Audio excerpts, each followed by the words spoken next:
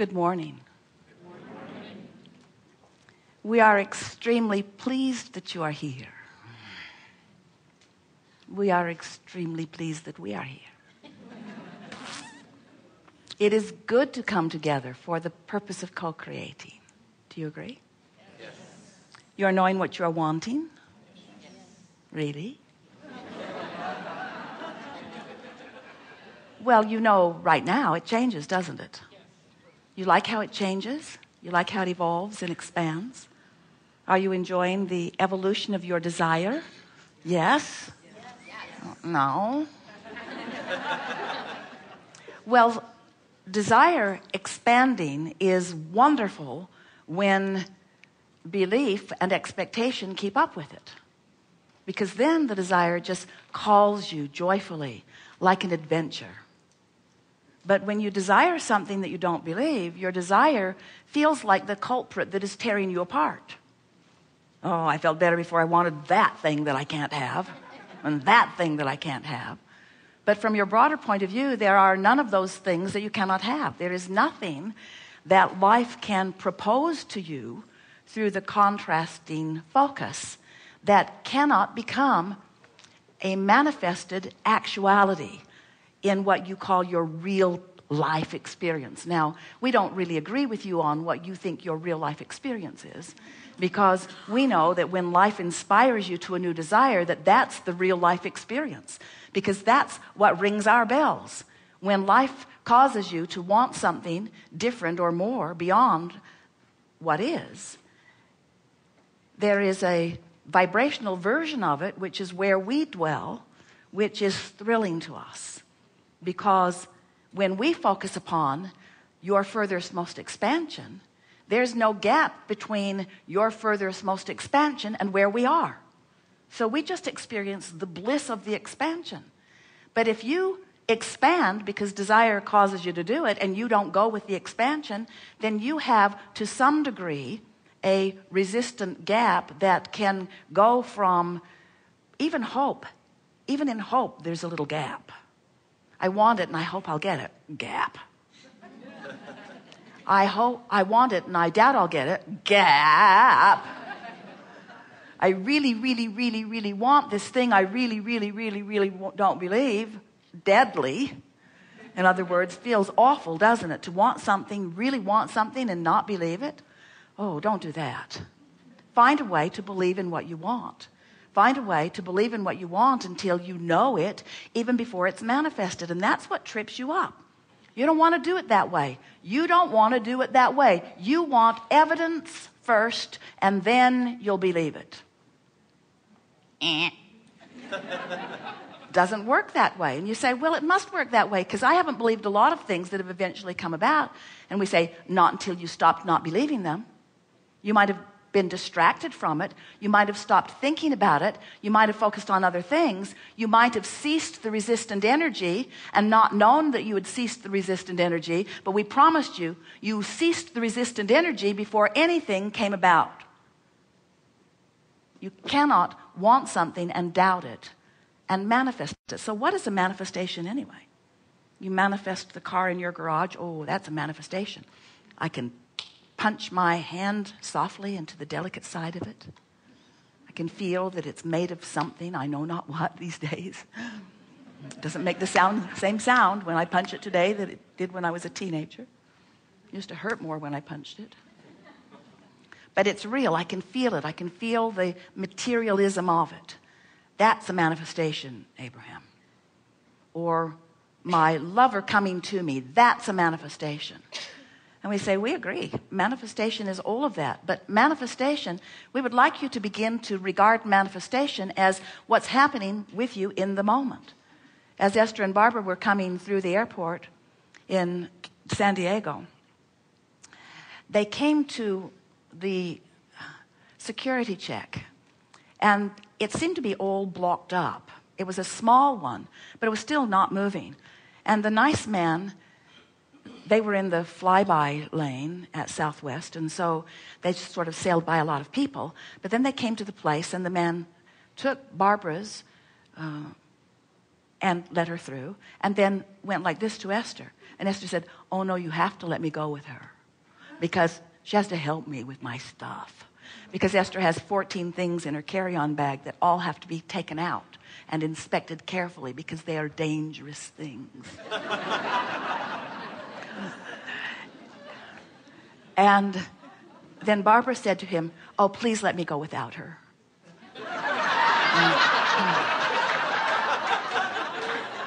And Esther said, oh, please don't let her go without me. And the man began to laugh, and he let Esther through. And then looked at the people behind Esther and went like, my hands are tied. These are powerful women. And now they are in the line that is not moving, because as the man told them, there was an eagle eye on the security camera, and she was checking for everything. And Esther thought, oh, that's wonderful. But then Esther had taken everything out of her bag, and so there was no worry about it. And so they went through, and Esther was really proud of herself, because she had packed so carefully and unpacked so carefully. And so she sailed right through. But then Barbara's bag had to go back for a check, because there was a bottle of water in it. And Esther is laughing, because Barbara is the one who is counseling her on how to fly, and she has a bottle of water, a forbidden bottle of water, because everyone knows how dangerous water can be. You could wet someone's face with water. And so Esther is laughing because Barbara has been caught with her water, and Barbara is laughing because Barbara has been caught with her water.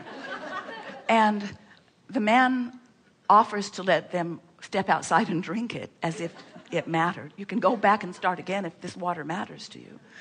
And now they're all laughing. And then he takes her bag back through, runs it through again. And when he came back with the bag, Barbara is sitting at a table, putting her shoes on. And the man walked to another table, and Barbara said, wrong table. And he said, no, you're at the wrong table. And Barbara said, no, you're at the wrong table. And he said, no, you're at the wrong table. And then he went to the table where Barbara was, and now they're all laughing. And then he took the bag back through, ran it through again, and told her he needed to check it one more time. And both Barbara and Esther looked at him in surprise and amazement, and he said, gotcha.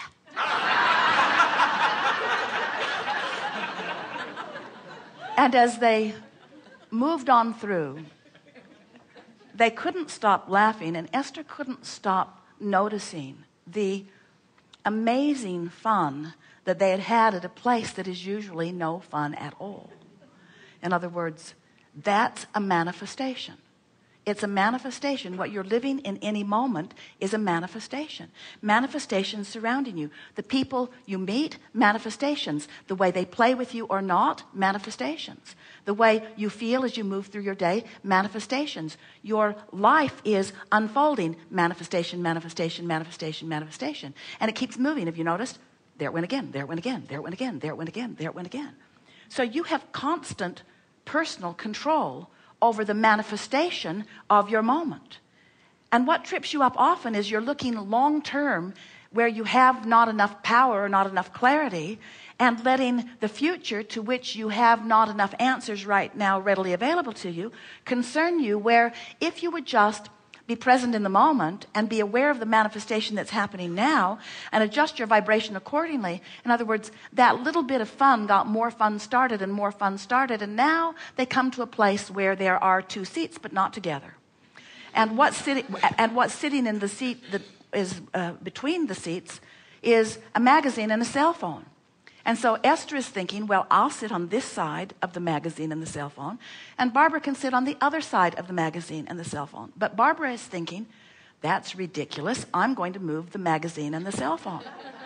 So she did what Esther thought was a forbidden thing. She touched someone else's things and moved it to another seat, and explained to the man who had told them that someone had been sitting there, well, now he sits here.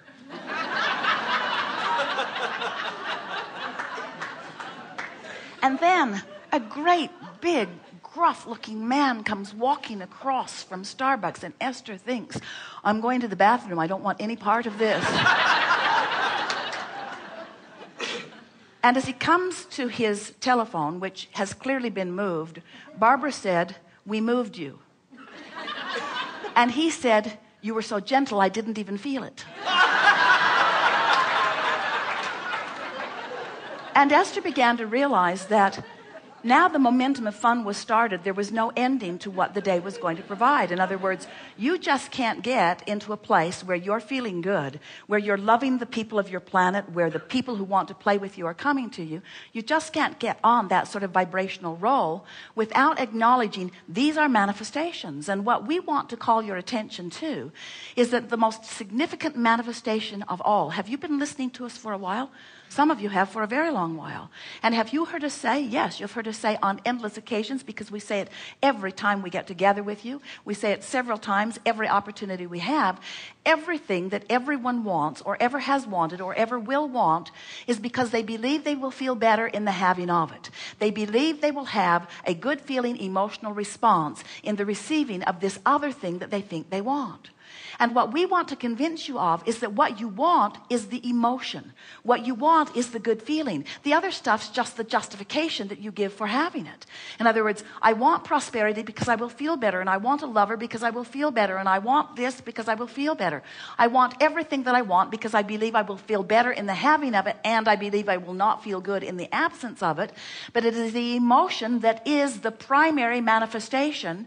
Hear that. Your emotion is your primary manifestation. And if you can hear that, if you can leave with that today, if you can know it in the way we know it, then you will have control of the only manifestation that matters, which is the way you feel. And when you get control of that one, you've got control of every other manifestation.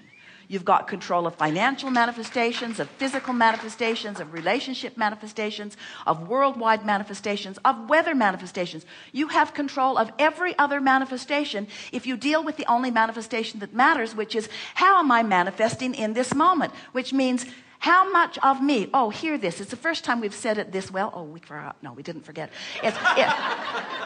How much of me am I allowing to manifest here and now? How much of me is playing with you now? How much of me are you getting? Are you getting the pinched off version because I'm choosing something that bothered me last night and that I worried about?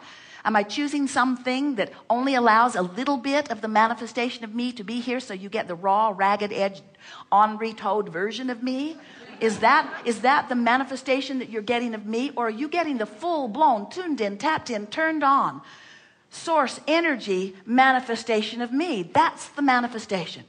So your car is a manifestation, yes. But everything that you want, you are the creator of you. You are the creator of you in your moment, you in your conversations, you with the security guard, you with the strangers, you with your friends, you with your lovers. You are the creator of you. You are the creator of you. You are the creator of your manifestations, moment by moment by moment by moment by moment, and you've got control of that. Now,